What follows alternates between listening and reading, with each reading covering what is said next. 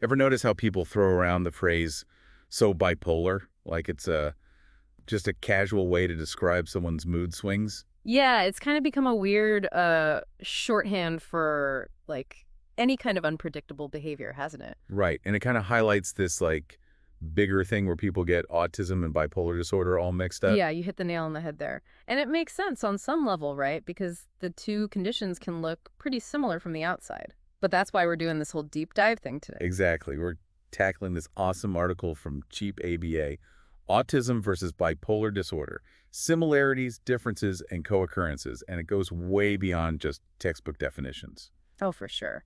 This gets into why getting the right diagnosis is so important. Like, imagine going through life with the wrong treatment plan because no one figured out the root cause of what you're dealing with. That's what this article is trying to prevent.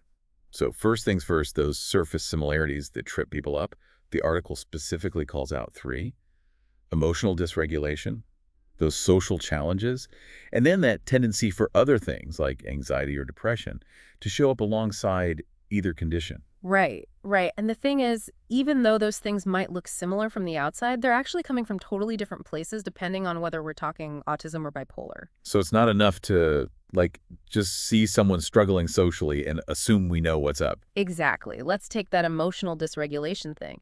Imagine someone with autism having what looks like a meltdown at a concert. Could be totally overwhelmed by all the noise in the crowds, right? Sensory overload. But someone with bipolar disorder might have, say, a manic episode triggered by that same environment. But for them, it's like they're energized by all that stimulation, like it actually feels good. Whoa. Okay, that really paints a picture. You can see how someone observing that wouldn't necessarily know what they were seeing. Exactly. And that's why we got to get clear on the difference between a neurodevelopmental disorder that's autism and a mood disorder like bipolar. We're talking different things going on in the brain. Yeah. One's about how the brain's wired, the other's about brain chemistry affecting someone's emotional state over time. Okay, that makes sense. Could you maybe break down those terms a bit more? Neurodevelopmental versus mood disorder, just in case someone's like, wait, what was that again? Sure, sure. Neurodevelopmental disorder, think of it like how the brain develops. So with autism, there are differences in the way the brain is structured and how it functions. That can impact all sorts of things. How someone communicates, how they process sensory information, even just their behavior patterns. So it's like the brain's wiring from early on, right? Right. And then mood disorder would be more about, Think about your moods, but like times 10. We're not talking regular ups and downs here, more like significant shifts that are way more intense and last way longer than what most people experience. With bipolar disorder, people experience those super intense highs, we call that mania, and then those really low lows, depression. It can be seriously debilitating. so two very different things happening in the brain, but sometimes showing up in similar ways externally. No wonder it gets so confusing. And the article makes it clear that this confusion can lead to misdiagnosis a lot, Wow. especially because of that emotional dysregulation thing we were just talking about. Yeah, and those potential consequences of getting the diagnosis wrong, those are huge. We can't just gloss over those. So let's get into that more. What does misdiagnosis actually mean for someone day to day? Like, imagine navigating the world with undiagnosed autism. Well, just from a social standpoint, think about it. You might feel like you're constantly misreading cues or having trouble connecting with people, but you don't know why. Or you're super sensitive to certain sounds or textures, which can lead to what others see as meltdowns. But again, you don't have the tools to understand or manage those sensory experiences because you don't know that's what's happening. It can be incredibly isolating, you know? And then to have that mistaken for bipolar. Right. Now imagine you're prescribed meds that are meant to stabilize your mood, but they don't address those core challenges you're having with like social communication or sensory stuff. You might feel a bit better emotionally, but those fundamental ways you interact with the world haven't changed.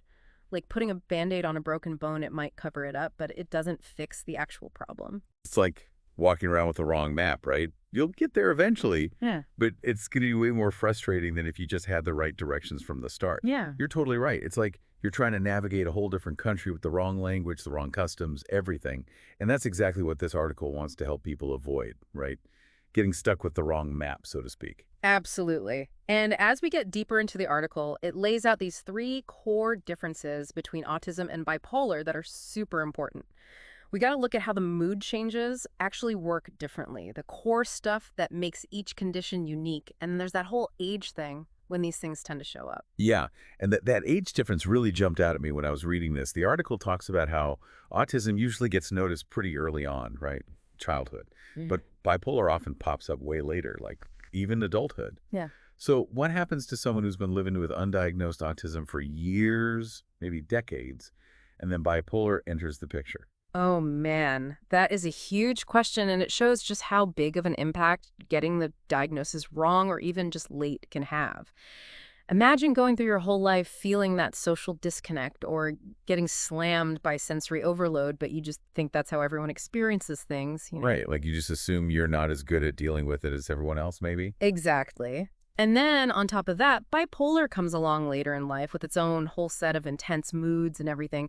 Talk about a recipe for confusion, right? Yeah. How do you even start to figure out what's what at that point? What's from the autism? What's from the bipolar? What's just you? It's like trying to untangle a giant knot of Christmas lights after they've been in the attic all year. Right. Perfect analogy. And that's why this stuff matters, folks. Getting it right, especially early on, can make all the difference. But let's break those core differences down a bit more, shall we? First up, how those mood changes actually work. With bipolar, you've got distinct periods of mania and depression, those intense highs and lows. And these cycles, they can last for days, weeks, even months at a time. And a lot of times, there's not even a clear trigger. They just sort of happen. So it's more like a roller coaster, kind of. Up and down, but on its own schedule. Exactly. But with autism, you might see what looks like mood swings or outbursts, but it's usually a reaction to something specific. Could be sensory overload, too much noise, too many people, that kind of thing.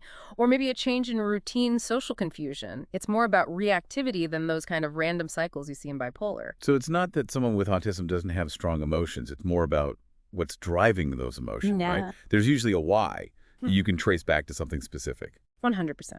And that takes us to the second big difference, the core stuff that each condition is all about.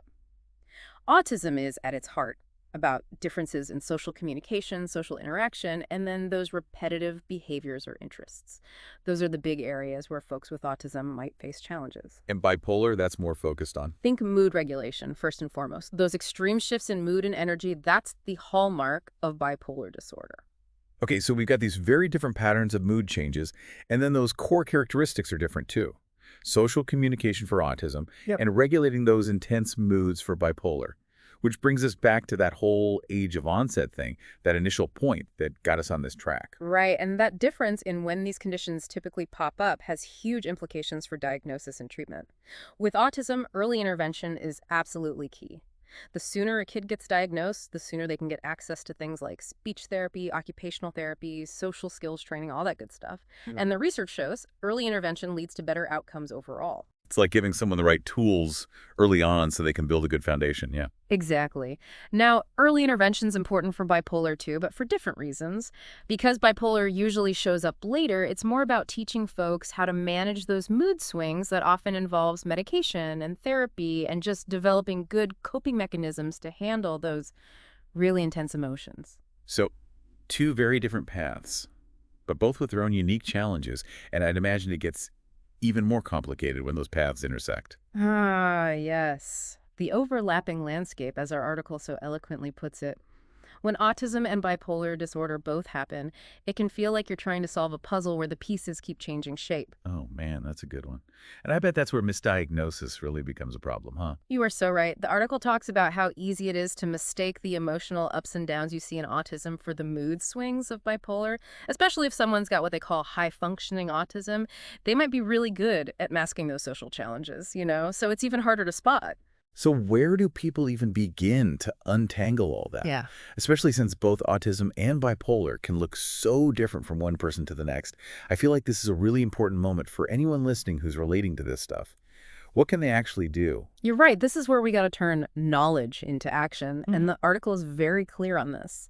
Step 1, advocate for yourself.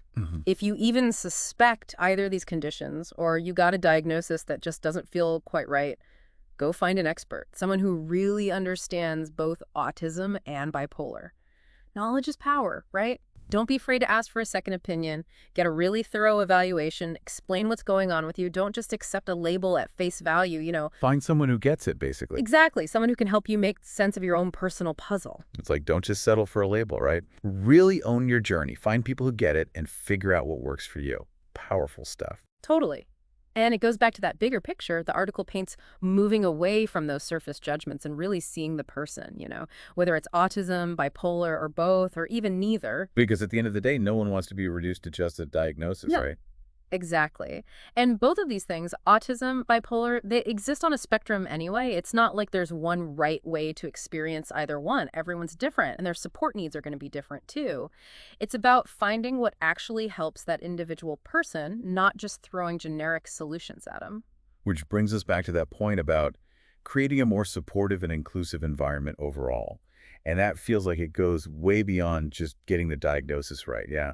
It's about understanding and acceptance in families, in communities, everywhere. 100%. It's about recognizing the strengths and challenges that come with both conditions and creating a world where people feel supported to thrive no matter what. So if you're out there listening to this and thinking, whoa, okay, that was a lot, first of all, same. But also, you don't have to figure this out alone, right? There are amazing groups out there like Cheap ABA, the folks behind this article. They're doing such important work giving people resources and support, families, individuals, even professionals, everyone. Couldn't agree more. The more we learn about this stuff, the better equipped we are to actually make a difference. And on that note, we'll leave you with this. Yeah. Now that you've had a chance to really dive into the nuances of autism and bipolar, what are your takeaways? What preconceived notions or biases might you need to challenge? How can you be a better advocate for understanding and acceptance starting in your own life? Something to think about as you go about your day. Thanks for joining us on this deep dive, everyone. Until next time, stay curious.